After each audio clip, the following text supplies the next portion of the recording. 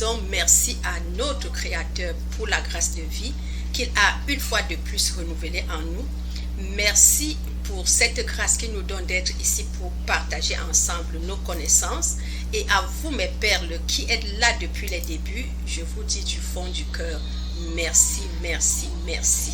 Alors aujourd'hui, nous abordons avec le grand B sur le pouvoir du contentement dans la famille. Et ce grand B concerne nos mamans. Alors, comment développer le contentement dans la famille? Comment est-ce qu'une maman peut développer le contentement dans la famille? Nous savons que la maman est le ministre de l'Intérieur. Quand maman n'est pas contente, c'est toute la maison qui est triste. Alors, en ce qui concerne le contentement dans nos familles, je voudrais que nous sachions que de même comme nous avions parlé des causes lointaines du contentement pour nos papas, il y a aussi des causes lointaines pour nos mamans et c'est de ça que nous voulons partager avec vous, mes pères. Alors gardez l'écoute. Pour vous qui êtes là pour la première fois, celle qui vous parle, c'est maman Brigitte Monté, plus affectueusement appelée Mamo, qui veut dire la mère des enfants. Alors, je vous souhaite la bienvenue. Je vous encourage à faire comme celles qui vous ont invité. Cliquez déjà sur le bouton de notification pour être informé de nos prochaines vidéos. Aimez les vidéos, mes perles. Partagez-les sur vos différentes pages afin qu'ensemble, nous puissions apporter un plus à nos vies, à nos familles et à la société. Alors, gardez l'écoute. Avant d'aborder avec vous les quelques connaissances que j'ai pu retrouver en ce qui concerne les causes lointaines du contentement de nos mamans dans les mariages, je voudrais que nous sachions que nous sommes tous les créatures d'un même Père. Et ce Dieu qui nous a créés nous a bâtis avec tout ce dont nous avons besoin pour vivre une vie glorieuse sur la terre. Il nous dit, cherchez d'abord le royaume des cieux et toute chose vous sera donnée. Le même Dieu nous dit dans sa parole, mon peuple périt par manque de connaissance.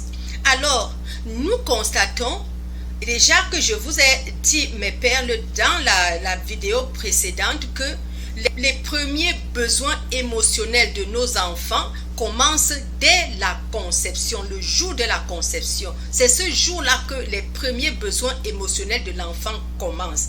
Alors, nous constatons, d'après les recherches que j'ai pu faire, que par le passé, nos ancêtres, nos aïeux, ne tenaient pas compte des besoins émotionnels de leurs enfants pour les envoyer en mariage. Le plus souvent, on envoyait la fille en mariage soit pour les intérêts de la famille, soit pour le plaisir du papa qui a un ami et qui veut lui faire plaisir, il lui donne sa fille et elle va. Ce n'était pas le plus souvent pour le plaisir de la fille même qui allait dans ce mariage. Et c'est pour cette raison que nous avons les résultats que nous avons dans la société aujourd'hui. Cela nous a donné deux catégories de mamans. Des mamans qui ont fait la volonté de Dieu et ont accepté le choix de leurs parents, sont restés dans leur mariage en paix. Et des mamans qui ont dit non, qui se sont révoltées et que cela a laissé des répercussions sur les enfants. Restez jusqu'à la fin, je vais partager avec vous le témoignage d'un enfant qui regrette du départ de sa mère. Alors gardez l'écoute. Donc ceci revient à dire que nos mamans ont conçu ce choix des parents de différentes manières. Et les mamans qui ont accepté, comme la parole de Dieu dit, honore ton père et ta mère afin que tes jours soient glorifiés, qui ont accepté la volonté de leurs parents, sont restées soumises dans leur mariage, aujourd'hui jouissent du fruit de ce mariage, même si dans certains cas l'homme ne les a pas bien traités. Les enfants aujourd'hui leur comble de grâce et de bénédiction. Par contre, celles qui se sont révoltées, qui ont fait la tête au point même de détruire l'avenir de leurs enfants, souffrent parce que elles souffrent et les enfants même n'ont pas pu atteindre les destins que Dieu leur a réservés à cause du comportement de la maman. Donc c'est pour cette raison que j'attire l'attention de nous, mamans, sur ce fait. Nous avons, dans quelles conditions nous avions conçu nos enfants.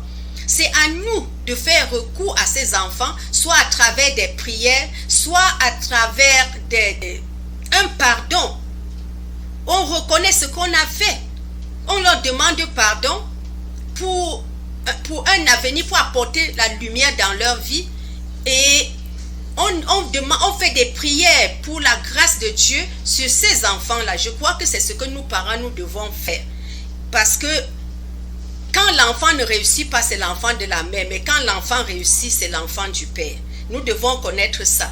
Et pour clôturer, je voudrais que nous sachions que chacune de nous vient sur terre avec un destin précis. N'hypothéquons pas notre destin à cause du mariage. Quel que soit le lieu où nous sommes, sachant que nous avons un destin que nous devons développer, que nous devons sortir, que nous devons transformer pour le bien de la société, parce que nous sommes sur terre en mission. Alors voilà le petit détail que j'ai voulu partager avec les perles, parce que nous choisissons le mauvais côté de révolter. Non seulement nous sommes malades, mais nous attristons aussi la vie et le devenir de nos enfants. Voici le témoignage d'un enfant qui dit que sa mère n'était pas contente du mariage où ses parents l'avaient envoyé et elle était constamment fâchée. Et dans sa colère, quand un enfant commettait un petit acte comme ça, elle le tapait sauvagement sur l'enfant. Alors ce garçon dit qu'il était fatigué de la bastonnade de sa mère. Il s'est révolté et il est devenu un délinquant. Il dormait partout dans le quartier. Sa maman, ça attristait. Il volait, il faisait tout ce qu'un garçon têtu peut faire dans la vie. Il abusait des filles, des gens, et c'est comme ça que ça a attristé sa maman au point où sa maman en est morte. Le gars maintenant dit que après toute cette crise, il a pris conscience et avec tout ce qu'il y a comme internet là dehors, il s'est remis et aujourd'hui il dit qu'il gagne sauvagement de l'argent et ce sont les voisins qui profitent de tous ces biens. Sa pauvre maman même qui a souffert est partie depuis. Alors j'encourage nous les mamans de savoir, de ne pas trop prendre les choses en cœur. Dieu a dit venez déposer à moi vos fardeaux. Remettons ces fardeaux à Dieu. Ce sont ses enfants, nous ne sommes que des gardiens. Et demandons à Dieu de nous donner sa paix et sa grâce. Il nous dit ma grâce te suffit. Dieu va nous donner cette grâce et lui seul va gérer cet enfant. Ne prenons pas au point de mourir pour laisser ces enfants-là souffrir demain. Donc c'est le petit message que j'ai eu à partager avec vous mes perles.